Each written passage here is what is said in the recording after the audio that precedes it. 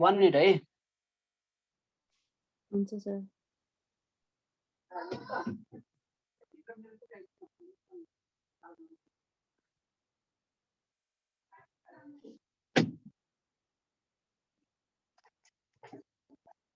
Okay.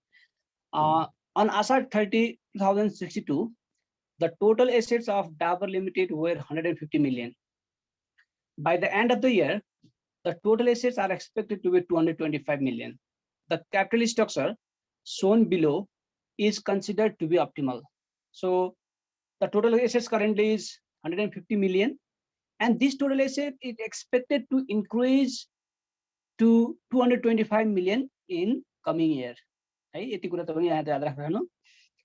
capital structure that is considered to be optimal is given below. That means when you have given the optimal capital structure, means the same proportion is used as a weight, or by the same proportion we are going to raise additional capital. So if it is said as an optimal capital structure, you can use the same weight for the weighted average cost of capital. So calculate weight from this amount. Long term debt दिया छ, preferred stock दिया छ, common equity दिए छ, and total long term finance भनेको यो total को हो यो है, भनेको यो amount हामीलाई दिए छ. अब यहाँबाट weight निकाल्न सक्छौं हामी. अनि तल अब हेर्नुस् हरेकको फरक के दिएछ हेर्नुस् है. New bonds will have an 11% coupon rate and will be sold at par. So coupon rate for new bond, if you are you need to issue a bond, then the bond will carry 11% interest rate and you can sold that bond at par. हैन भन्नुको अर्थ के हो त 1000 मा बेच्न सक्नुहुन्छ. The preferred stock will have an 11.5% rate and will also be sold at par. भनेको preferred stock पनि same case रहेछ. 11.5% interest rate रहेछ, डिभिडेन्ड रेट छ, त्यसलाई पनि हामी par value मा सेल गर्न सक्छौं. अब कमन स्टक को कुरा गरेर चाहिँ त common stock currently selling ₹200 per share, P0 200 छ, and can be sold to the net company ₹180 per share. भनेको you can sell the common stock for 200, but your net receivable amount, net usable amount you are going to receive is 180. That means it is net profit. हैन त हामीले अस्ति कुरा गरेका थियौं, net profit equal to कति हो त 180. The company's expected dividend yield and growth rate are 4% and 8% respectively भनेको छ. यहाँ dividend yield पनि दिएछ, growth rate पनि दिएछ. Dividend yield भनेको के हो त D1 divided by P0 हो हैन. Growth rate त अब हाम्रो भइहाल्यो हैन. नदिएको भएदेखि हामी निकाल्थ्यौं. के इन्फर्मेसन हामीलाई डिभिडेन्ड को दिन्थ्यो यसमा. The marginal corporate tax rate is 40%. So tax rate equal to 40% छ. अनि तल यहाँलाई के क्वेशन्सहरु सोधेको छ हेर्नुस् है. अब हेर्नुस् ए मा अब हामी पहिले डिस्कसन मात्रै गरौँ, बुझ्ने कोसिस गरौँ, त्यसपछि फेरि लेखौँला. हेर्नुस् त to maintain the present capital structure, how much of the new expansion must be financed by equity, how much of internal equity, how much of external equity भनेको छ. हेर्नुस् त अहिले जुन हाम्रो अमाउन्ट रेज गर्नुपर्ने छ नि, त्यो रेज गर्नको लागि कति अमाउन्ट इक्विटीबाट लिनुपर्छ टोटल, र त्यो इक्विटी लिए मध्येमा कति इन्टरनली लिनुपर्छ, कति एक्सटर्नली लिनुपर्छ भनेछ. Any idea?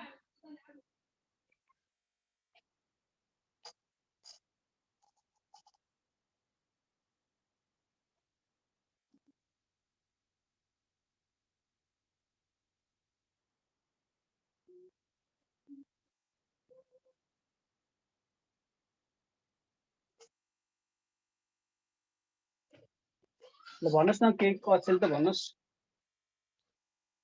यो फेरि 2 मार्क्स को क्वेशन हो, फेरि ए नम्बरको क्वेशन 2, 2.5, 3 बढीमा.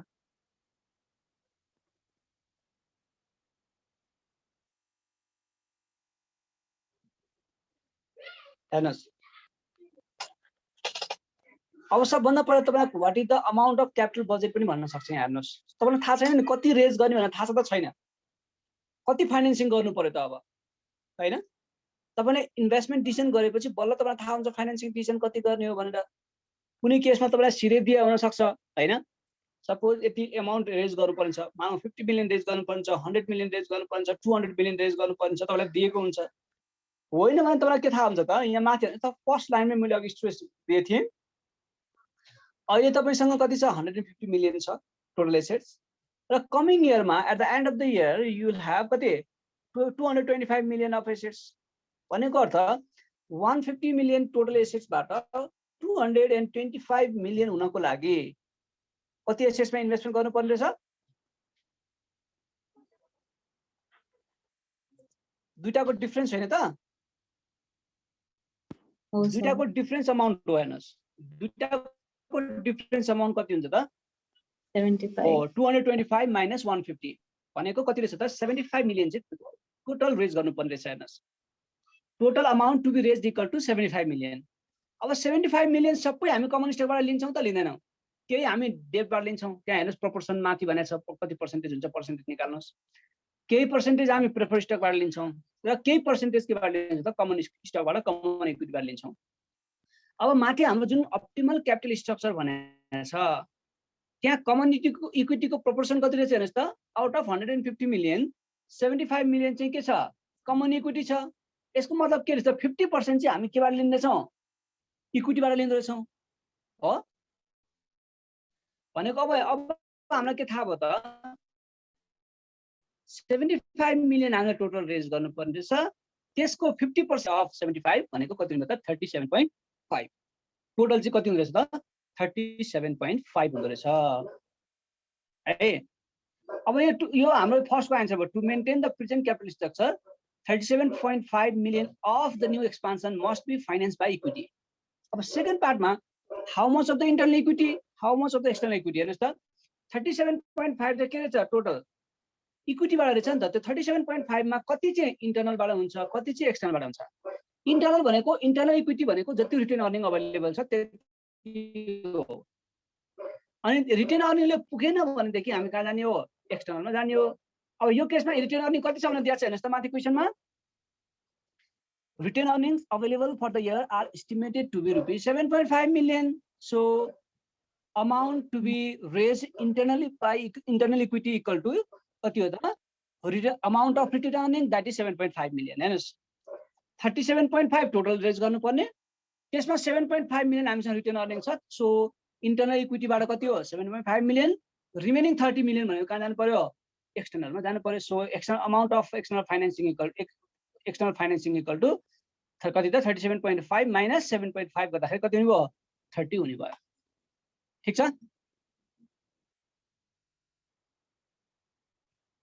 बुझ्नु भएको छ? ठिक छ सर। गणेशजी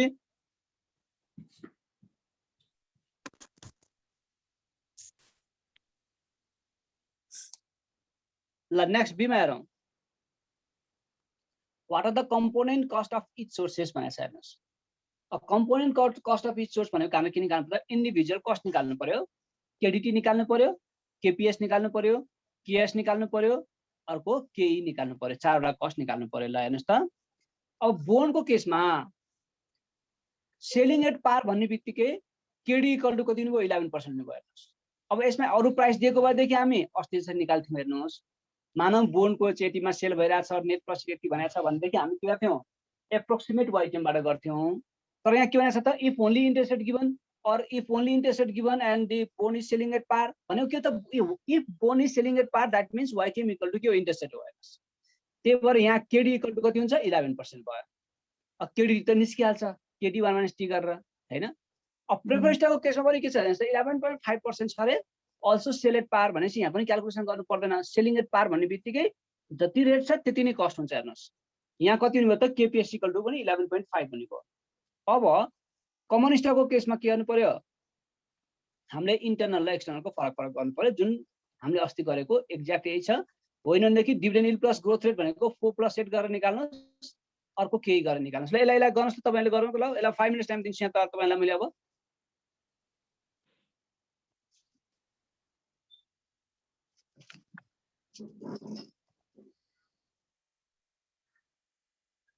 मलाई को होस्ट पनि बनाइदिनुहोस् त, म केही सेयर गर्छु यहाँबाट क्वेसन।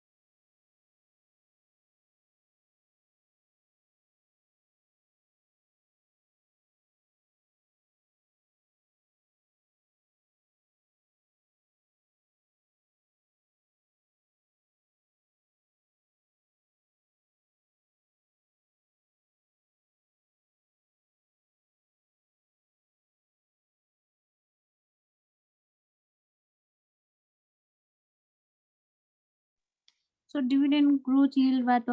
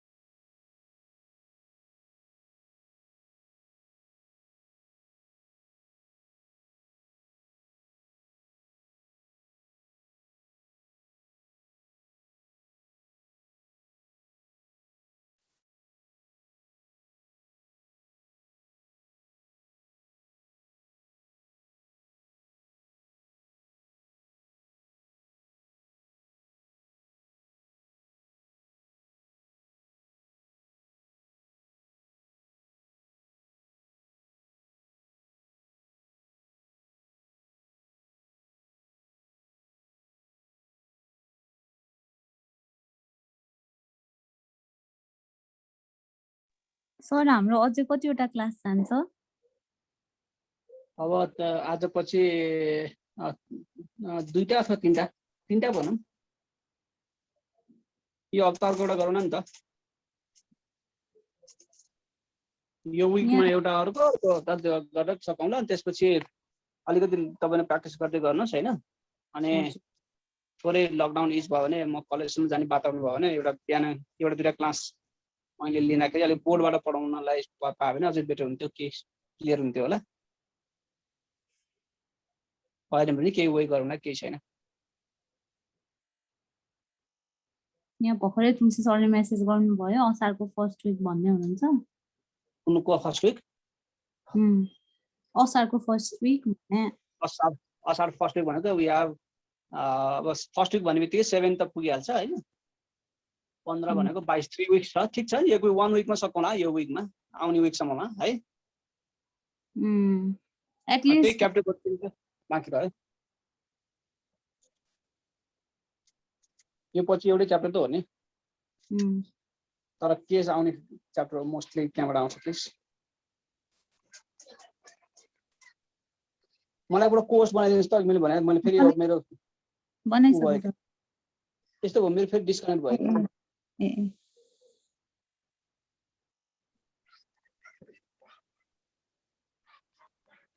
भयो सर। हस्, thank you.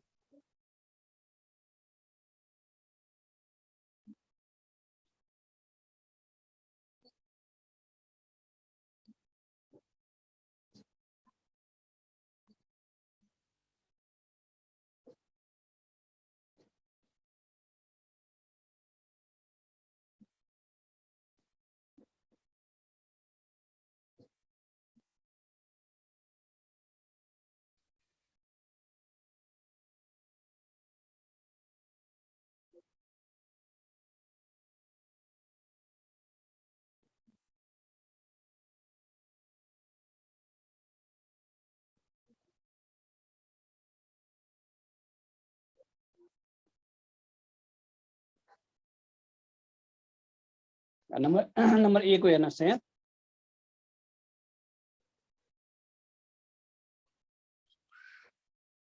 Expected value at the end of the year 225 million. Value of assets is at present rupees 150 million. So required capital budget 75 million. The required amount of equity capital should be 37.5 million. That is 50% of 75 million to maintain present capital structure. Amount of equity 37.5 million.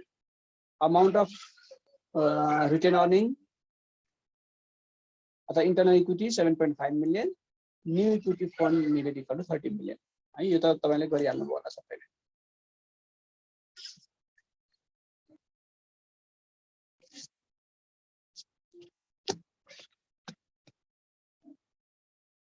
अब component कस्टतिर जानुस् त।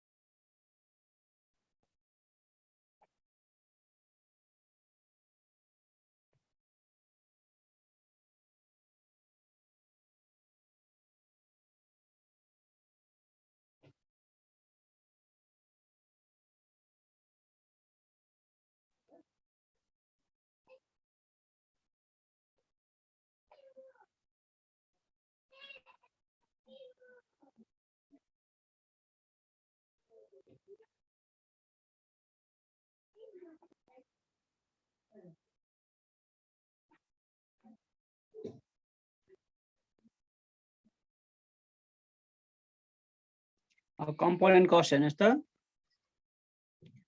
KD equal to 11% भयो किन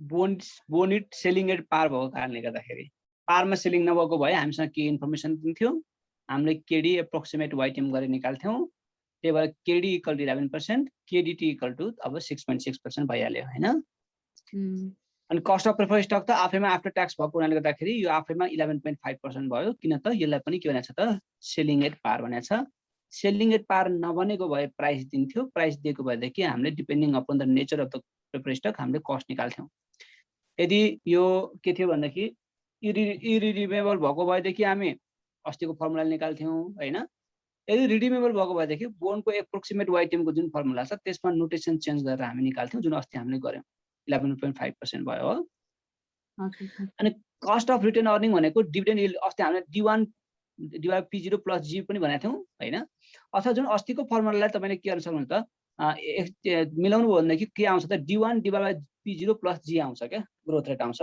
हो त्यो भनेको के हो त dividend yield plus growth rate हो D1 डिभाइड बाइ P0 भनेको ग्रोथ डिभिडेन्ड यील्ड अनि प्लस G यो गर्दाखेरि 4 + 8 भनेर 12 दिएकै छ हेर्नुस् यहाँ हैन अब हामीलाई कस्ट अफ न्यू इक्विटी चाहिन्छ हेर्नुस् त कस्ट अफ न्यू इक्विटी भनेको D1 divide by NP plus G पनि लेख्न सकिन्छ हामीले है D1 divide by NP plus G net profit त 180 भनेकै छ अब डिभिडेन्ड भने चाहिँ कति भयो त यहाँ यसरी निकाल्नु हुन्छ 4% डिभिडेन्ड यील्ड छ भनेदेखि P0 ले मल्टिप्लाई गर्नु भने के आउँछ डिभिडेन्ड आउँछ D1 आउँछ हेर्नुस् यो एउटा तपाईलाई प्रब्लम पर्थ्यो होला हेर्नुस् त नबुझ्नु भएको छ भने मलाई भन्नुस्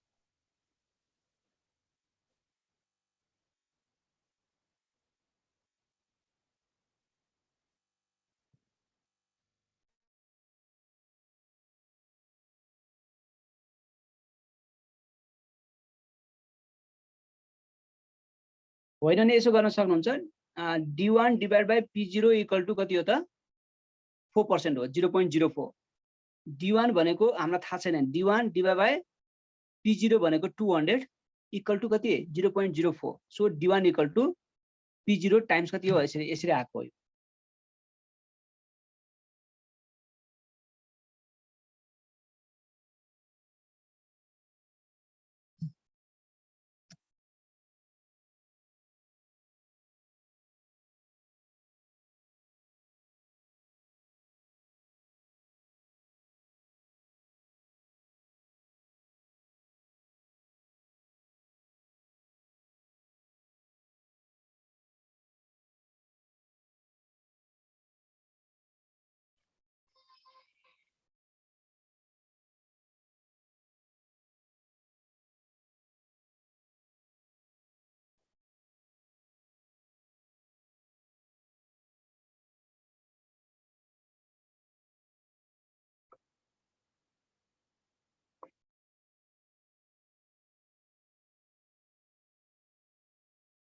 ल अब अर्को के लेखेको छ त हेर्नुस् त at what level of capital expenditure will there be a break in MCC schedule हामीले अस्ति एमसीसी शेड्युल बनाएको थियौं नि यस्तो पढ्दै जाने देखाएको थियौं हो त्यसको त्यो ब्रेक पोइन्ट निकाल्नु पर्यो हेर्नुस् अब ब्रेक पोइन्ट भनेको के हो त the cost of the amount of capital from where the weighted average cost of capital starts to increase जहाँसम्म त्यो के हो त हाम्रो कस्ट मिनिमम हुन्छ अथवा जहाँसम्म कस्ट के हुन्छ त इन्क्रिज हुन थाल्छ त्यो लेभलको क्यापिटललाई हामी ब्रेक पोइन्ट भन्छौं त्यस्तो ब्रेक पोइन्ट चाहिँ जब हामीसँग डिफरेन्ट कस्ट सोर्स भएको दुईभन्दा बढी फाइनेन्सिङको सोर्स छ भनेदेखि त्यो के लाग्छ त्यसमा ब्रेक हुन्छ जस्तो यहाँ त डेब्टमा एउटै छ प्रेफर्ड स्टकमा पनि एउटै छ तर इक्विटीमा दुईटा छ हेर्नुस् एउटा इन्टरनल इक्विटीको 12% छ एक्सटर्नल इक्विटीको छ 12.4 छ भन्नुको अर्थ के हो त तपाईले एक्सटर्नल इक्विटीमा जाने बित्तिकै तपाईको के हुँदो रहेछ त कस्ट बढ्न थाल्दो रहेछ त्यही भएर तपाईले यस्तो एउटा पोइन्ट पत्ता लगाउनु पर्यो जहाँबाट तपाईको के हुँदैन त कस्ट के हुँदैन बढ्दैन हो यसको लागि हाम्रो फर्मुला के हो त यहाँ हाम्रो अब सीमा हेर्नुस् है ब्रेक पोइन्ट निकाल्नको लागि हामी के गर्छौं त अमाउन्ट अफ रिटेन अर्निङ जुनको छ त्यही है कहिलेकाहीँ डेब्टमा दुईटा सोर्स दिन सक्छ 10% को एउटा होला 12% को एउटा छ भन्दाखेरि हामी जुन चाहिँ लोअर कस्टको छ त्यो लोअर कस्टको अमाउन्ट राख्छौँ है, लोअर कस्टको राख्छौँ। जस्तो 20 मिलियन 10 मिलियनसम्म चाहिँ 10% मा, अनि 10 मिलियन भन्दा माथि चाहिँ कति 11% भन्यो भने हामी 10 मिलियन राख्छौँ। 10 मिलियनमा 10 मिलियन पछि के लाग्छ हामीलाई चाहिँ बढी कस्ट लाग्छ, त्यही भएर ब्रेक हुन्छ। जस्तो 20 मिलियनसम्म चाहिँ 7% मा पाउने, 20 त्यसभन्दा माथि चाहिँ कति लाग्यो त 10% भन्दाखेरि अब हामी amount of lower cost capital कति राख्छौँ त 20 राख्छौँ, जुन कम छ त्यही राख्छौँ है। यहाँ पनि हेर्नुहोस् त रिटर्न अर्निङमा हाम्रो ब्रेक पोइन्ट केले गर्दाखेरि हुँदो रहेछ, इक्विटीले गर्दाखेरि हुँदो रहेछ हैन, इक्विटीले गर्दाखेरि हुँदो रहेछ। इक्विटीले गर्दाखेरि ब्रेक पोइन्ट हुन्छ भने, इक्विटीले गर्दाखेरि ब्रेक पोइन्ट हुन्छ भन्दाखेरि इक्विटीको पार्टमा हाम्रो दुईटा कस्ट छ हो। दुईटा कस्ट भनेको एउटा के हो त, एउटा इन्टरनल इक्विटीको कस्ट छ, अर्को के छ त एक्सटर्नल इक्विटीको कस्ट छ। इन्टरनल इक्विटीको 12% छ भने एक्सटर्नल इक्विटीको कति छ त 12.44% छ। त्यही भएर हामीलाई मिनिमम भनेको कुन हो त, जति रिटर्न अर्निङ छ त्यति नै मिनिमम हो। त्यो ब्रेक पोइन्ट निकाल्दाखेरि के गर्छौँ त हामी amount of return earning divide by weight of equity, हाम्रो यही हो फर्मुला है यो। यसमा हाम्रो रिटर्न अर्निङको अमाउन्ट कति छ त 7.5 छ। इक्विटीको वेट हामीले अघि निकालेको थियौँ 50% चाहिँ इक्विटीबाट भनेको 15 मिलियन चाहिँ के रहेछ ब्रेक पोइन्ट रहेछ। यसको मतलब के हो त 15 मिलियनसम्म क्यापिटल रेज गर्दाखेरि तपाईलाई एडिसनल कस्ट लाग्दैन, भनेको अर्थ एउटै अमाउन्ट लाग्छ, एउटै कस्ट अफ क्यापिटल लाग्छ। तर 15 मिलियन भन्दा बढी रेज गर्ने बित्तिकै तपाईलाई के लाग्छ त तपाईको weighted average cost of capital चाहिँ इन्क्रिज हुन थाल्छ हो। त्यसले गर्दाखेरि हामीलाई यो ब्रेक पोइन्ट चाहिँ इम्पोर्टेन्ट छ। हेर्नुहोस् तपाईलाई यदि क्यापिटल बजेट अब 16 मिलियन बनाउनु पो भने किन 16 मिलियन बनाउनुहुन्छ, 1 मिलियन कम गरिदिनुहोस् हैन, अथवा त्योभन्दा अलिक बढी नै गराइदिनुहोस्। यो खालको हो यो चाहिँ है। त्यसले गर्दाखेरि हामी यसरी ब्रेक पोइन्ट निकाल्छौँ। नर्मली तपाईलाई दिने भनेको ब्रेक पोइन्ट रिटर्न अर्निङ नै हुन्छ। Break point due to return earning equal to amount of return earning divide by weight of equity. अब यदि डेटको केस थियो भने हामी के गर्थ्यौँ, यहाँ वेट अफ डेट गर्थ्यौँ क्या। Amount of lower cost debt माथि लोअर कस्ट डेट राख्थ्यौँ। अघि मैले 10 मिलियन भनेको थिएँ, 10 मिलियन हुन्थ्यो, अनि डिभाइड बाई के हुन्थ्यो त वेट अफ डेट हुन्थ्यो। यसरी हामी गर्थ्यौँ। ठिक छ। अर्को हामीलाई सोधेको छ हेर्नुहोस्, calculate the marginal cost of capital both below and above the break भनेको छ। हेर्नुहोस् अब तपाईलाई सधैँ यसै गरी भन्न सक्छ what is the MCC below break point, what is the MCC before below and above break point भनिन्छ। बिलो भनेको के हो त when you are raising the capital less than 15 million, 15 million भन्दा कम क्यापिटल रेज गर्दाखेरि तपाईको एमसीसी कति हुन्छ, मार्जिनल कस्ट अफ क्यापिटल कति हुन्छ, 15 मिलियन भन्दा बढी, त्यो भनेको एबोभ भयो, above the break point. Break point भनेको 15 million, above the break point भनेको when you raise more than 15 million भनेको। अब तपाईले के बुझ्नुस् त लेस देन ब्रेक पोइन्ट अथवा बिलो ब्रेक पोइन्ट भन्नुको अर्थ you are not going to use external equity. External इक्विटीलाई बिर्सिनुहोस्। तपाईको 15 मिलियनसम्म केले पुग्छ त रिटर्न अर्निङले पुग्छ। त्यही भएर बिलो भनेको केसमा हामी के राख्छौँ रिटर्न अर्निङ मात्र राख्छौँ। अनि अबोभ द ब्रेक पोइन्ट भन्यो भने चाहिँ के राख्छौँ त हामी रिटर्न अर्निङले पुग्दैन, त्यही भएर हामी एक्सटर्नल डेटमा जान्छौँ। त्यही भएर हामी के राख्नुपर्ने हुन्छ त एक्सटर्नल इक्विटी राख्नुपर्ने हुन्छ है। एमसीसी भनेको त के हो डब्ल्युसीसी नै हो, डब्ल्युसीसी अफ एडिसनल क्यापिटल। हाम्रो जुन भनेको थियौँ हामीले जुन 75 मिलियन भनेको थियौँ हो त्यसको weighted average cost of capital कति हुन्छ भन्ने कुरा चाहिँ के हो एमसीसी हो। ल हेर्नुहोस् त यहाँ मार्जिनल कस्ट अफ क्यापिटल, यो माथि त अघि हामीले माथि क्याल्कुलेसन गरिसकेको पोइन्ट्सहरू हो, यहाँ फेरि पनि लेखेको छु मैले। अब हामी यसरी निकाल्छौँ है, यसलाई तपाईँले उसमा पनि गर्न सक्नुहुन्छ, फर्मुलाको वेमा पनि गर्न सक्नुहुन्छ। मैले चाहिँ टेबल बनाएर गरेँ। हेर्नुहोस् त यहाँ हामीले marginal cost of capital below the breaking points राख्यौँ। बिलो द ब्रेकिङ पोइन्ट किन राख्यौँ त यहाँ फर्स्टमा हामीले बिलो द ब्रेकिङ पोइन्ट राख्यौँ र यसमा बिलो द भन्नुको अर्थ के राख्यौँ त हामीले एक्सटर्नल इक्विटी राखेन। हेर्नुहोस् त इक्विटी राख्यौँ 12% राख्यौँ, 12.44% राखेनौँ यहाँ, किन त हामी रिटर्न अर्निङ मात्र युज गरिरहेको छौँ। ल यो आफैले क्याल्कुलेसन गर्नुहोस् त, यो नहेरिकन गर्नुहोस्।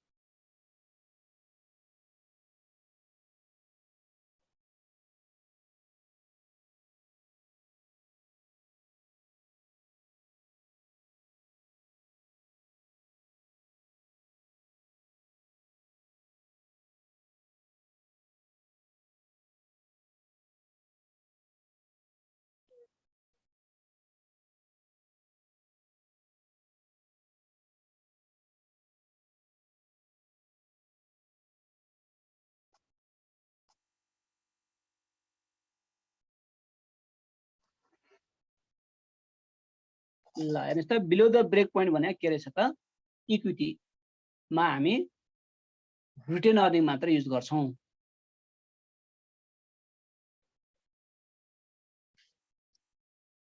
भयो होला नि हो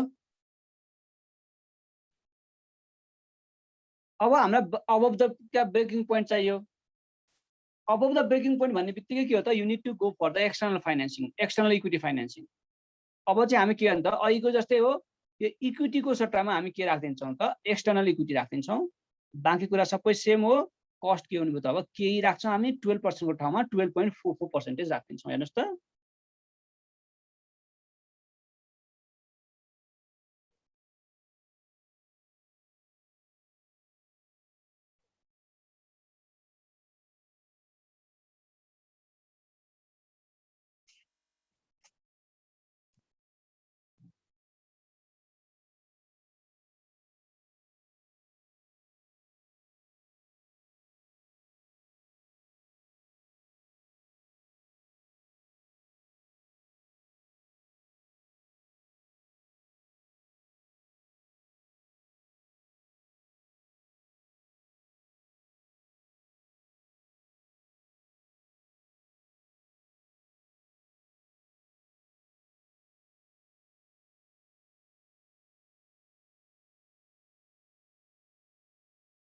सकिन्छ यो गर्न सकिन्छ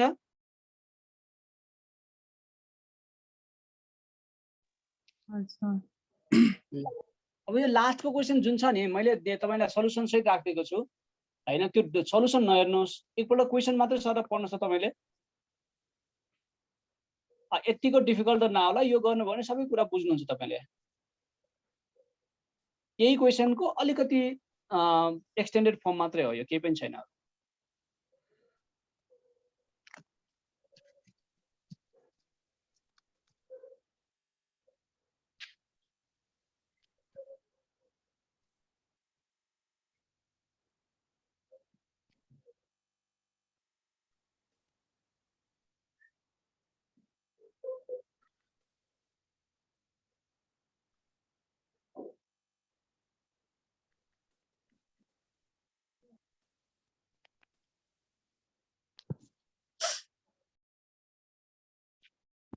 सर हाम्रो कतिवटा क्लास चाहिन्छ हजुर हाम्रो कतिवटा क्लास चाहिन्छ अहिले जानुस् न अहिले अलि चिन्ता नगर्नुस् अहिले गर्दै गरौँ न हैन तुलसी सरसँग कुरा गरिरहेको छु के म अनि सोध्दै हुनुहुन्छ सरलाई मलाई पनि भन्नुभएको थियो मैले चाहिँ रिप्लाई गरिन मैले भने नि तपाईको दुईटा क्लास भन्नुस् न अब तीनटा क्लास 3 क्लास अनि हजुर यो फ्राइडे लिनु न है हामी तुलसी सरको राख्छौं अनि फ्राइडे हजुर लिनु केही पनि अब ठीक छ अहिले फ्राइडे भनौं होइन भन्दा के म तपाईलाई भोलि पर्सि बुधबारै खबर गर्छु मेरो फ्राइडे सानो फंक्सन छ होइन नि बिहीबार है म बुधबारै खबर गर्छु तपाईलाई ए हुन्छ सरले आजै कन्फर्म गरेर फ्राइडेको लागि भन्ने हुन्छ के फ्राइडेको लागि त भयो के बिहीबार कुन क्लास छ तपाईको बिहीबार गर्दा पनि हुन्छ सर इकोनोमिक्स पनि सकिन त ठीक छ बिहीबार अथवा शुक्रबार गरौँ न अथवा बिहीबार शुक्रबार मिल्छ नि दुईटै पनि गर्नुलाई के छैन त्यसो गर्दा हुन्छ सर थर्सडे फ्राइडे हुन्छ हस्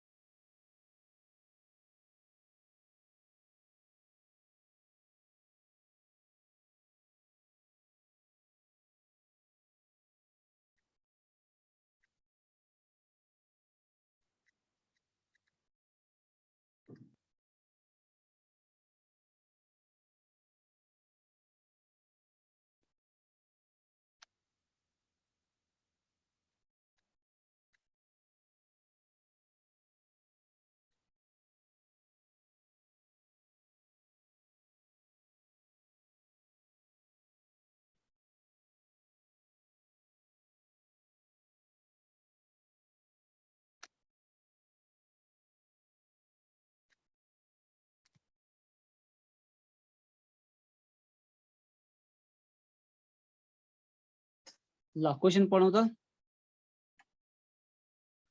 यो 17 को क्वेशन जस्तो लाग्छ मलाई।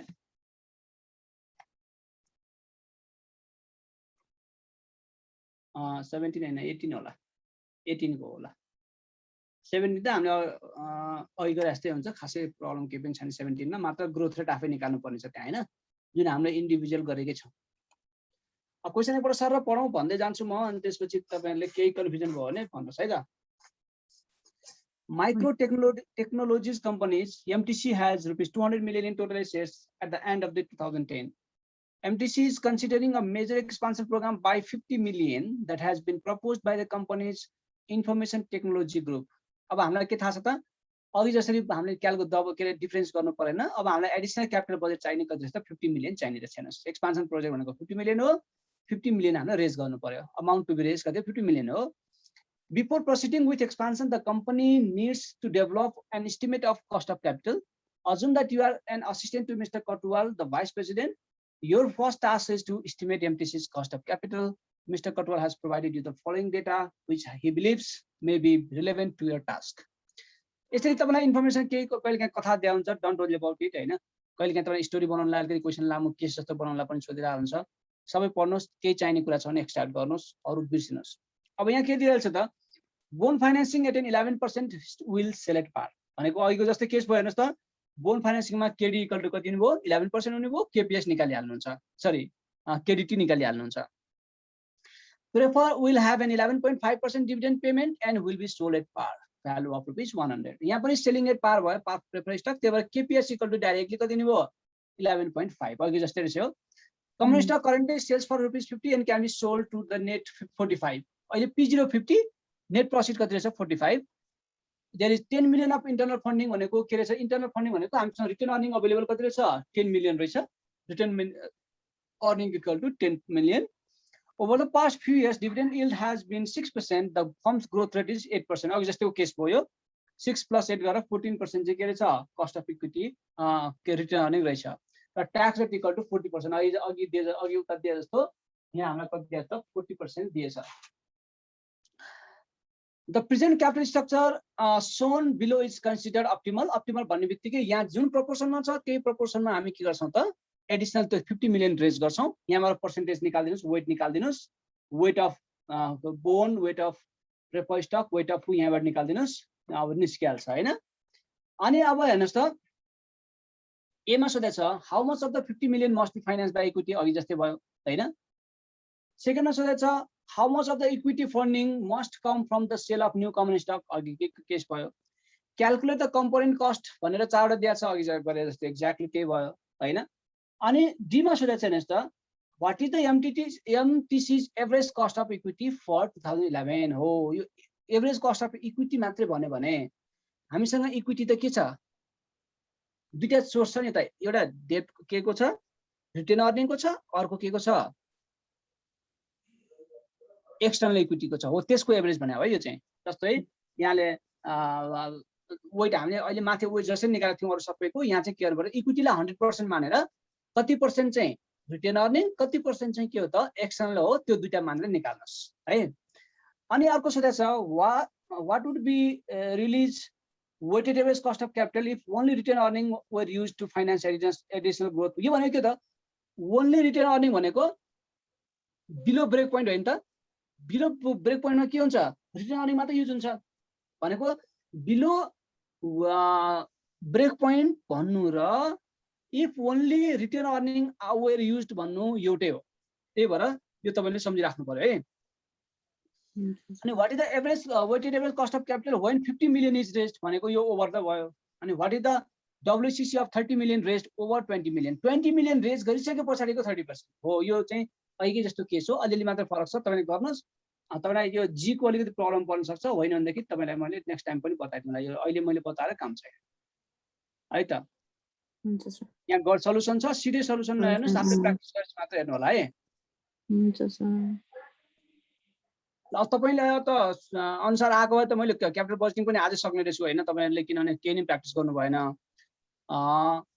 त्यसले गर्दाखेरि अब मैले यतिको भन्दै अब तपाईलाई करिब करिब मैले 4-5 वटा क्लासमा गर्दिनु भन्दा पनि बढी गरिदिएको छु हैन। अब तपाईले कतिको गर्नुहुन्छ गर्नुहुन्न अब इट डिपेन्ड्स अन यु है। त्यसले गर्दाखेरि तपाईहरुसँग प्र्याक्टिस पुगेको छैन अब भन्नु भएको छ कि you will have exam during your first week of Jet Asar हैन अनि अब अझै पनि पढिरहनु भएको छैन घरमै हुनुहुन्छ आखिर घरबाटै वर्क फ्रम होम भए पनि तपाईलाई त्यति धेरै प्रेसर छैन तपाईको ट्राभलिङ टाइम पनि घटिरहेको छ हैन त्यसले गर्दाखेरि अब यो बेलामा चाहिँ अलिकति तपाईहरु अलि कन्सियस हुनु पर्यो है हुन्छ सर त्यसो हामी क्यापिटल बजेटिङ सुरु गरौँला एकछिन 5 मिनेट पछि गरौँ है त आज अलिकति क्यापिटल बजेटिङको थोरै थ्योरिटिकल पार्टहरु मैले गर्छु है हुन्छ सर कति 5 मिनेट्स ब्रेक लियौं कि 10 मिनेट्स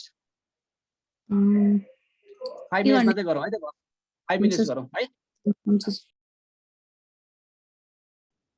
ल मलाई फेरि पनि तपाईले बताउनु पर्यो है कोस्ट म यहाँ कम्प्युटरबाट आएँ फेरि ल्यापटपबाट हुन्छ सर भयो sir okay thank you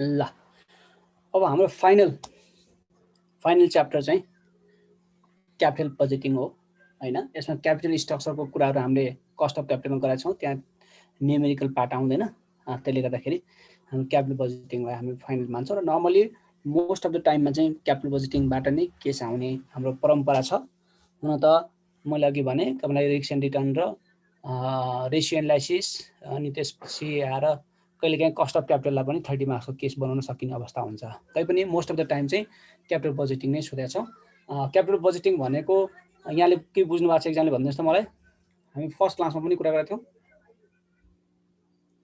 what is capital budgeting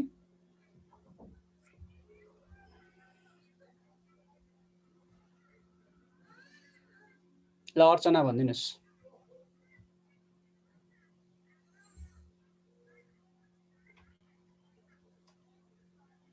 हजुर सर क्यापिटल बजेटिङ भनेको चाहिँ हामीले लङ टर्म इन्भेस्टमेन्ट्सहरु कसरी गर्नेहरु प्रोजेक्ट रिलेटेड कुनमा कति इन्भेस्ट गर्ने बजेट डिभिजन जस्तो हो ल एकदम ठीक छ हामीले त्यही हो कुराकानी हैन तपाई के हुन्छ भने once you are making the financial investment financial management decision we have 4 major decisions investment financing working capital and the dividend decision and among those 4 decisions the investment decision is called capital budgeting decision the investment decision means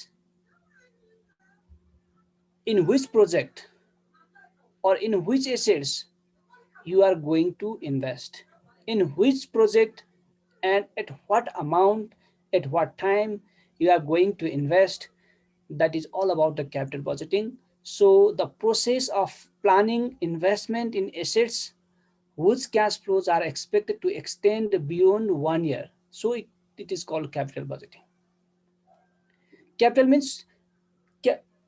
budgeting means the process of investing in the capital assets capital assets means those assets that is expected to generate the income for the organization in the coming year the process is called the capital budgeting so capital budgeting is the process of planning for the long term assets त्यसलाई हामी के भन्छौं त capital budgeting भन्छौं अनि अघि मैले भने जस्तै के हो त the term capital refers to long term assets used in production while budget is the plan always budgeting is the plan which details projects inflow and outflows during some future period of time हैन जस्तो हाम्रो अस्ति भन्यो नि budget भाषण that is the plan of the government for 1 year that means in our case also capital means the long term assets and budgeting means the planning so when you are doing the planning for the long term assets that is called the capital budgeting decision so the capital budgeting is a planned expenditure on long term assets and capital budgeting is the process of evaluating and selecting long term investments यो चाहिँ कारण के हो त you have different investments so you have to choose one of the investment and that process of choosing that one investment among various investment alternative available is called the capital budgeting decision अब capital budgeting is important हैन, किन important छ त? कारण तपाईलाई सोध्न सक्छ why capital budgeting important or what are the importance of capital budgeting भन्न सक्छ। यी 4-5 वटा पोइन्टहरु तपाईले एक्सप्लेन गरिदिन सक्नुहुन्छ। नम्बर 1 के हो त, this is the irreversible decision. Capital budgeting के हो त, हामी सङ्क कस्ट भन्छौँ नि त। Capital, once you invest for the long term assets, that is your sunk cost. You cannot reverse the decision. It has a long term impact. So this is important. So you need to analyze properly before making the investment decision, because the decision regarding investment in long term assets is the irreversible decision. Second के हो त, growth. Capital budgeting is important because the growth of the firm, the growth of the organization depend on the type of capital assets you are going to invest. If you are going to invest in the very good projects, you will have a very good growth rate in the future. If your investment, you are not making the proper investment in a very good companies, good projects, then your growth will not be sustained. So to maintain that growth rate, to maintain the healthy growth rate, you need to select those projects, or you need to invest on those capital assets that are very sustainable in the future. हैन, त्यसले गर्दाखेरि, so this is the very important part of the finance. So you need to invest, you need to plan it properly before making that decision. And it's a capital budgeting के होता है, this is related to the growth, so this is important. Third के होता, it is a capital budget. It commits large amount of money, so this is important. तपाईं हेर्नुस् त, income जेनरेटिङ assets भन्ने बित्तिकै you need to invest in a very large amount, and once you are investing in a very large amount, you need to properly analyze the cash inflows and the outflows. For example, if you are, suppose, investing in a noodles factory, you are establishing a new noodles factory, and you need to choose one of the machine. And त्यो machine भनेको के हो त, सबैभन्दा बढी cost लाग्ने भनेको त्यो प्लान्ट नै हो नि त, plant and machinery. You need to commit a large amount of money, so you need to analyze it properly, हैन? अब यसलाई तपाईले रिस्कसँग लिंक गर्न सक्नुहुन्छ. Once since your capital projects, they are irreversible, you need to commit a large amount of funds, and this has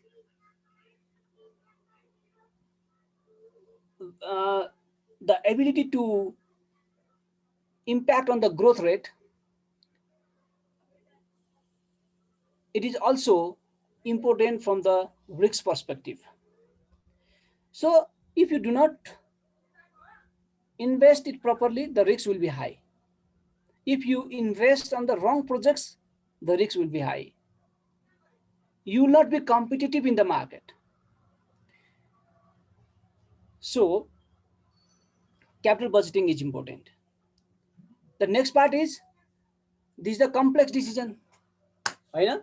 यो के हो त, complex छ. Investment गर्न त्यति सजिलो छैन, because you need to forecast things. You need to forecast sales, you need to forecast demand, you need to forecast the price, हैन? You need to forecast other elements. So this is a complex process. Since this is a complex process, you need to plan it properly. The next मा के हो त, there are some projects which are of national importance. For example, you are making a huge hydro project. अब यो केसमा के हो, your project will have the national importance. So that is important of capital budget. कहिलेकाहीँ के हुन्छ, तपाईको national importance भएको कारणले गर्दाखेरि तपाई मात्र होइन कि एक्सटर्नल पर्सन्सहरु पनि इन्भल्भ हुन सक्छ, है? That is another important of capital budgeting decision. त्यसले capital budgeting is important from this perspective, है? एउटा फोन उठाए मैले यहाँ.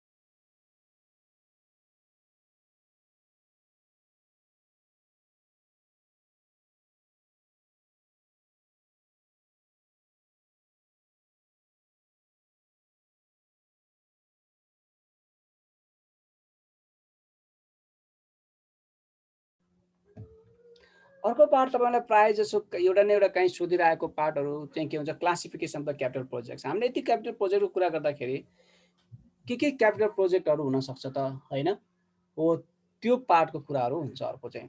अब हेर्नुस् जस्तो हामीसँग विभिन्न क्यापिटल प्रोजेक्टहरु हुन्छ जस्तो हेर्नुस् त इन्डिपेन्डेन्ट प्रोजेक्ट हुन्छ हैन तपाईको कन्टिन्जेन्ट प्रोजेक्ट हुन्छ म्युचुअली एक्सक्लुसिभ प्रोजेक्ट हुन्छ रिप्लेसमेन्ट प्रोजेक्ट हुन्छ एक्सपान्सन प्रोजेक्ट हुन्छ डाइभर्सिफिकेसन प्रोजेक्ट हुन्छ अरु रिसर्च प्रोजेक्टहरु अरु डिफरेन्ट प्रोजेक्टहरु त हुन सक्छ। यहाँ तपाईले बुझ्नुपर्ने कुरा चाहिँ के छ भन्दाखेरि यो सुरुको दुई तीनवटा प्रोजेक्ट नै तपाईले बुझ्नु पर्यो है। दुई तीनवटा प्रोजेक्ट चाहिँ तपाईले बुझ्नु पर्यो। जस्तो फर्स्टमा हेर्नुस् त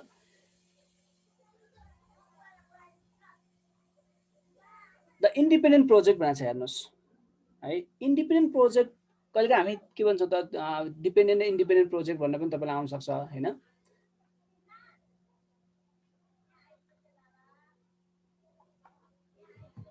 अब हामीले जहिले पनि के गर्छौँ क्याश फ्लो हेर्छौँ हेर्नुस् प्रोजेक्टको त्यो क्याश फ्लोको बेसमा हामीले के गर्छौँ त डिसिजन गर्छौँ।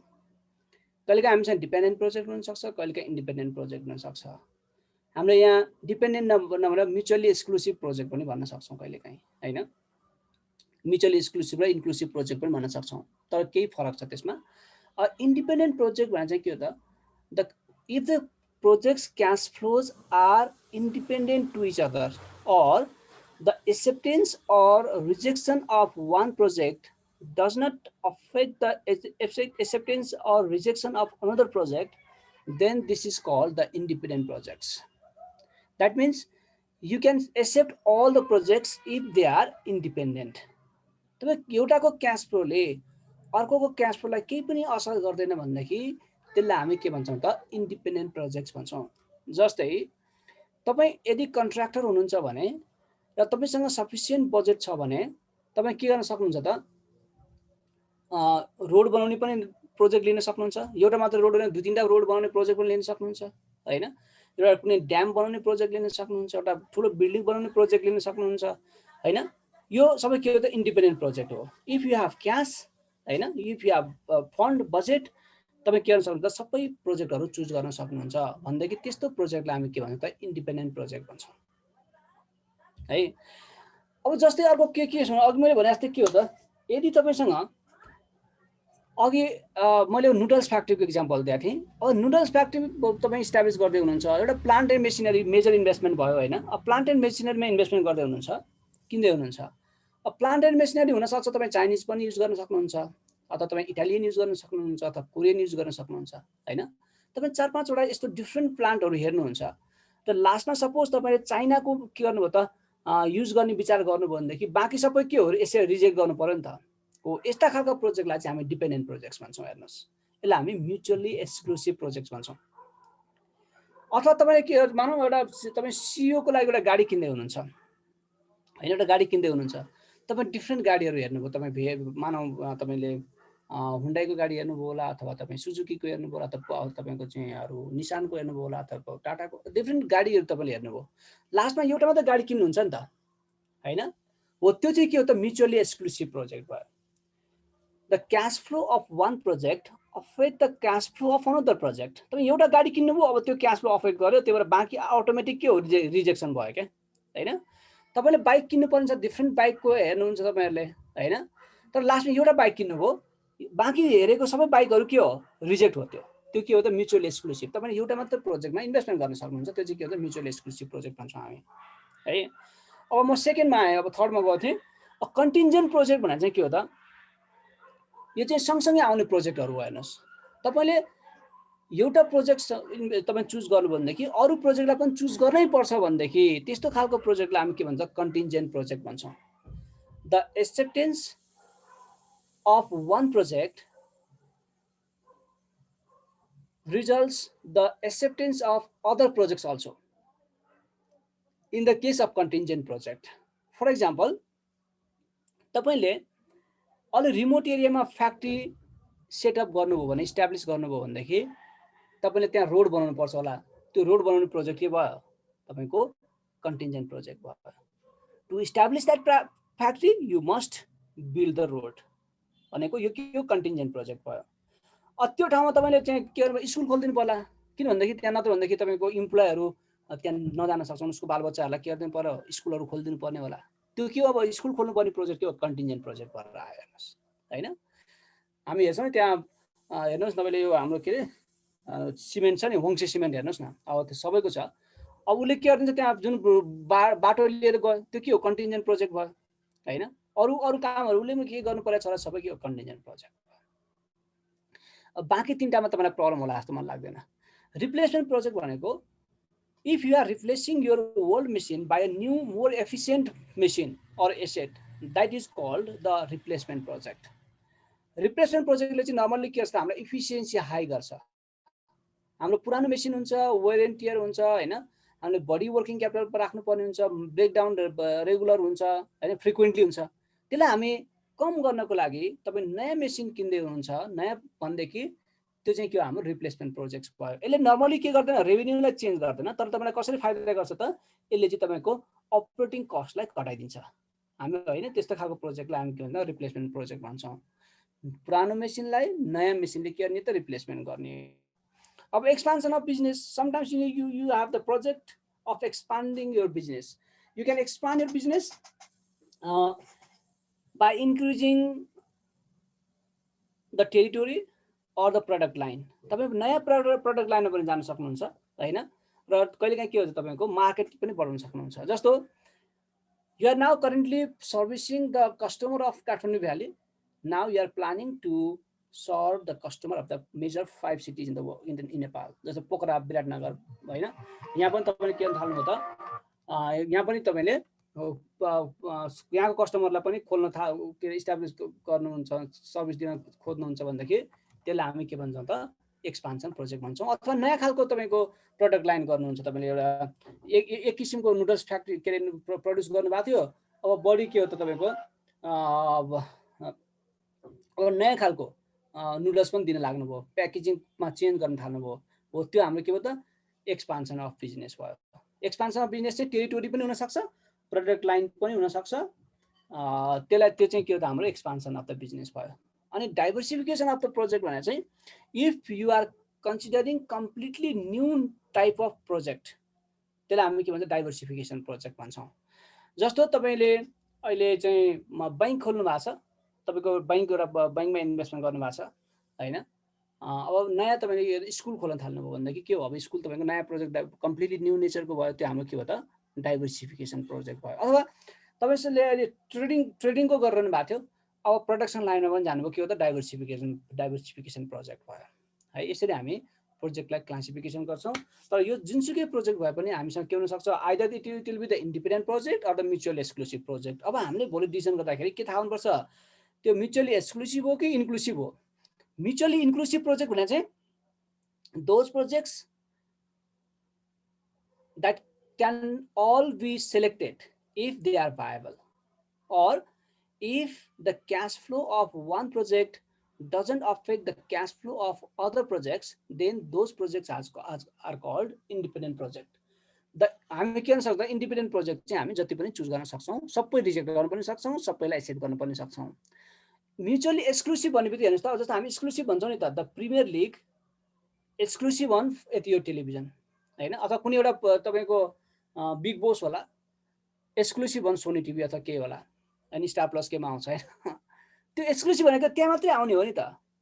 यहाँ पनि के हो त म्युचुअली एक्सक्लुसिभ प्रोजेक्ट भन्नुको अर्थ हामीले एउटा मात्र प्रोजेक्ट चुज गर्न सक्छौं, त्यसलाई हामी के भन्छ म्युचुअली एक्सक्लुसिभ प्रोजेक्ट भन्छौं। किन एउटा मात्र प्रोजेक्ट चुज गर्न सक्छौं त, त्यसको क्याश फ्लोले अरु प्रोजेक्टको क्याश फ्लोलाई असर गर्छ भन्दाखेरि त्यो चाहिँ हाम्रो के हो त म्युचुअली एक्सक्लुसिभ प्रोजेक्ट भयो।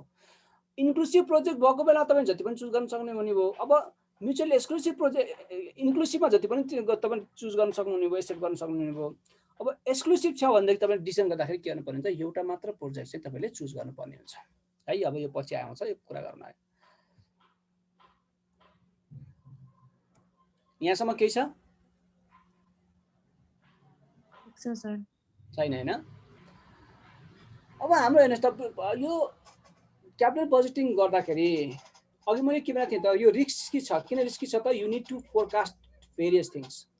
You need to estimate sales, you need to estimate cost, you need to estimate profit, you need to estimate everything हैन तपाईले गर्नुपर्ने हुन्छ हो त्यो केसमा हामी गर्छौं यहाँ क्याश फ्लोलाई डिटरमाइन गर्छौं क्याश फ्लो भनेको cash inflow and cash outflow र कम्बाइन्ड नेम त क्याश फ्लो तपाईले बुझ्नु भकै छ है क्याश फ्लो भनेको the process of income and expenditure of a certain investment हैन त्यो इन्भेस्टमेन्टको हामी गर्छौं र त्यो चाहिँ हाम्रो क्याश फ्लो चाहिँ के हो जनरल दुईटा टाइपको हुन्छ मैले अघि भने क्याश इनफ्लो जुन चाहिँ हाम्रो इन्कम हुन्छ इन्क्रिज अन द इन्कम हुन्छ सेभिङ अन द एक्सपेन्डिचर हुन्छ that is cash inflow outflow भनेको एक्सपेन्डिचर भयो जहाँ चाहिँ त्यो भने चाहिँ के हो इन्क्रिज अन एक्सपेन्डिचर पनि हाम्रो एक्सपेन्डिचर भयो क्याश आउटफ्लो भयो इन्क्रिज इन द इन्भेस्टमेन्ट पनि के हो क्याश इनफ्लो भयो न्यू इन्भेस्टमेन्ट पनि के हो त cash inflow sorry cash outflow भयो है त्यो चाहिँ क्याश आउटफ्लो भयो अब हेर्नुस् त हाम्रो काम के हो भने अब अलिकति यसो गरौँ है त तपाईले यति पढ्नुहोस् हैन मलाई लाग्छ आजलाई हामीले यति गरौँ तपाईँ क्यापिटल पछि त्यो कस्ट अफ क्यापिटल पनि सकाउनुहोस्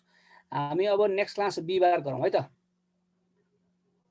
बिहिबार मैले यो तपाईलाई यो उहरु पनि फर्मेट यो पनि काम गराउँछु यो अहिले गर्यो भनेदेखि तपाईलाई अलिकति कन्फ्युजन हुन्छ त्यही भएर हामी नयाँमा सुरु गर्दा त्यो गरौँला हुन्छ सर यसको स्लाइड नयाँ छ मैले यो यसको पठाइदिन्छु म यो है त यिनीहरु सबै पठाइदिन्छु यो पनि सर हेर्नुस् पछि हामी यसमा कुरा गरौँला है त हुन्छ सर एक्जाम्पल सहित गरौँला धेरै भयो भने पनि तपाईलाई गाह्रो होला जस्तो लाग्यो मलाई हुन्छ सर